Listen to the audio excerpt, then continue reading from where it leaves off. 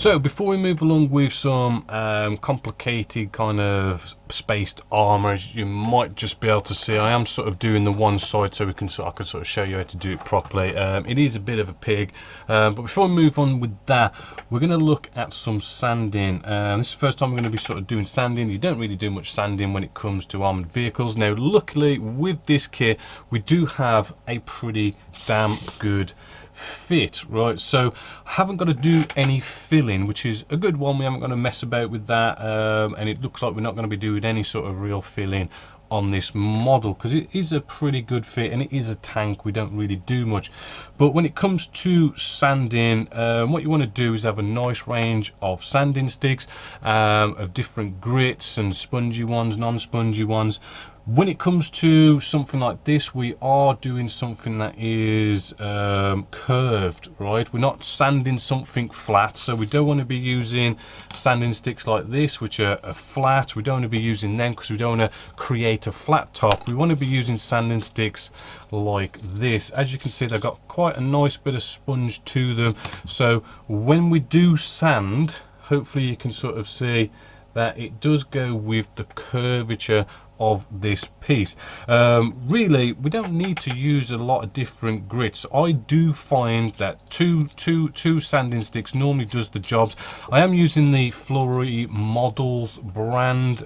Any online store will do them, and I like to start off with their sort of, it's a 240 grit, really sort of, you know, does the job, no real big difference. And then we also have this sanding stick, which is technically the same grit, but I will say that it does loses its grit very quickly, and it ends up being a sort of a really nice fine sanding stick. So I normally stick with this 240 and then I go for a used 240 grit, and this one sort of gets out, I'll just start showing you actually. This one, we've got a, I don't know how well you can see that, maybe bring in a little bit more light, but we do have our join line running just down there, and if we sort of start sanding at this, which you might be able to see the join line a little bit now, I've just sanded it, we want to just nicely sand out the join line, so we basically almost sort of bring these two pieces of plastic nicely together, looking all sort of nice and smooth. And the whole idea is you want to get it so as it looks as if it's one piece, right? This is a big deal when doing aircraft, right? But you know, we don't have to do it so much with armored vehicles. And that little bit of sand in there, maybe a little bit more, I'm seeing just a little bit of the join line just in the middle there,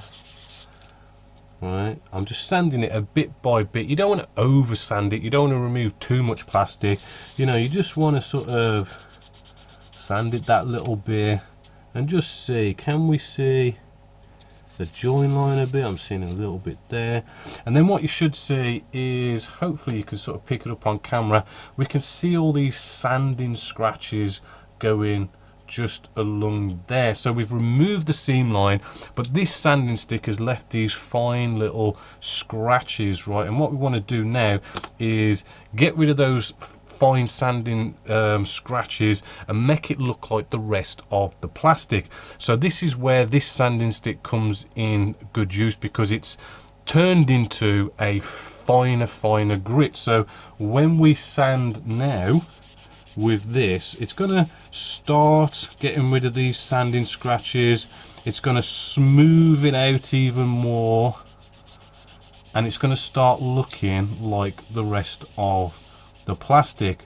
So when we do sort of spray on top of this, we're not seeing sanding scratches, right? I've seen people do nice professional models, but if you look kind of close, you can sort of see where the join lines are. Well, you can't see the join lines, but you can see these sanding scratches, and it's a bit of an off-put. And actually, by doing that quick little bit of a sand, hopefully you can sort of see that those sanding scratches are gone. I mean, yeah, you could probably maybe, no, actually no, they look actually really good. But if you wanted to go that one extra step further, they do this sanding stick, which is even finer. I mean, this is the kind of thing where you would sand a scratch out of glass, the clear parts, and then you'd buff it up on the white side. With this blue side, I mean, if you really sort of wanted to get it nice, we could do that, but I find you don't necessarily need to do it. It's a little bit overkill, but that's the whole general principle, is just work down your grits,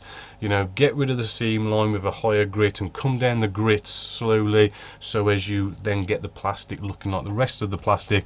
And that's what we've got to do all the way around that. But what we also need to do is, we might sort of find areas like this. If we can bring you in sort of close, we'll have these sort of raised areas, right? I do find that in these cases it is good to maybe come in with a blade, right? And you can just very carefully just scrape along, and you can remove our join lines, right, very carefully, right, because a sanding stick, you know, it's sort of just going to sort of mess up this kind of raised detail, right? So you kind of want to come in sort of precise with these areas. So I do like to use the side of a blade, and I do find that gets rid of them nicely. In fact, we do have a little recessed panel line here, so this is probably a good excuse now to just quickly sort of show you a little bit of rescribing. We only need to do a tiny bit, it's not a big deal. What we have here is the Plastic Scriber 2 by Tamiya. Always seems to have been the best sort of scriber you can sort of get. So if we come back to these tiny little recessed panel lines, if we can sort of focus, right, and what we're going to do is, you've got to look at the way I'm holding this, right, the way my 3 fingers, my thumb and everything, and what we want to do is actually get this onto the recessed panel line, right, on the existing recessed panel line.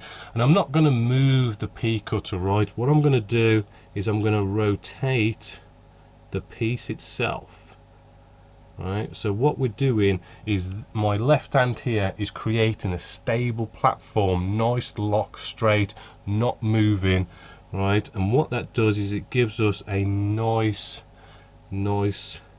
steady cut. Now we've already got quite a bit of the recessed panel line already there. We're only sort of tidying up that little bit, that little tiny bit, right. So you know, it is quite an easy task, this one. There's only that little bit we need to sort of do, and you know, it's one of these things, when we got some spray paint on that, we'll then see, you know, nice recessed panel lines going all the way through. We're not going to see sort of like the join line in those tiny little recessed panel lines. It's those tiny little details which sort of nicely sets it off. So that is basically a nice bit of sanding and scribing. So now we're going to come to a little bit of a fit issue that we've got here. So let's just show you what's happening. In all honesty, the left side was worse than the right side. It probably would have been best if I showed that one, but I've just sort of built this one, and hopefully, as you can see, what we've got is we've got this gap, right, this sort of nasty gap. You've got to really sort of, I'm sort of pushing on this quite a bit, and there's still a nasty gap, plus it then sort of takes these hinges, and all the hinges aren't sort of sitting in there very nicely, as you can see. Not as pretty as we'd want to be, a bit of a fit issue. But what we're going to do, well, what we need to do, I think what they've sort of tried to do is have it so as this actually opens up, because you can have a bit of stowage in there. So you're going to lose this feature by doing this, but to be honest with you, I'd rather have it look better and lose that hinge feature. But what we're going to start off by doing is just cutting off these bits just here, because that's what's basically stopping it from going in. So if I kind of put that on there now, immediately that gap is now gone. However, we're going to sort of play around with this bit of a stowage bin just here. So what I want to do, right, is I want to glue this in on here so it's all nice, right. And actually that's not sitting the best. I'm gonna have to sort of cut that a little bit as well, just inside there, only a little bit. I don't want it to fall through the other end. Right, that's a little bit better. So what I'm going to do now, right, is once that's sort of nicely in position, I am going to get a bit of our extra thin cement, just drop a little bit in there, let the capillary action take it, right, let that go off a bit. Now this is the quick setting one, which is quite cool because it does, you know, you've only got to hold it a couple of seconds, it does seem to stay in place, right. But if you ever want to sort of move things along, sort of crack on, right, once we've got that in position, what we can do is get out a bit of super glue, right, you know, the quick cement, you know, just sort of lock it in, but you start applying pressure, and this is what we're going to have to do with this one.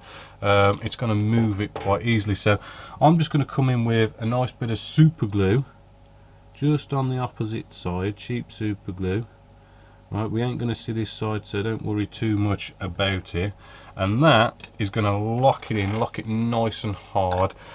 Just to speed things up again, we've got some activator here. I'm using the ammo one, really nice. Just come with a little spray, a spray lid, so you can sort of take this lid off, screw on a little spray lid and spray. But you just come with the paintbrush, and the paintbrush isn't too bad actually. We can just sort of dot a little bit in there, right, give it a blow,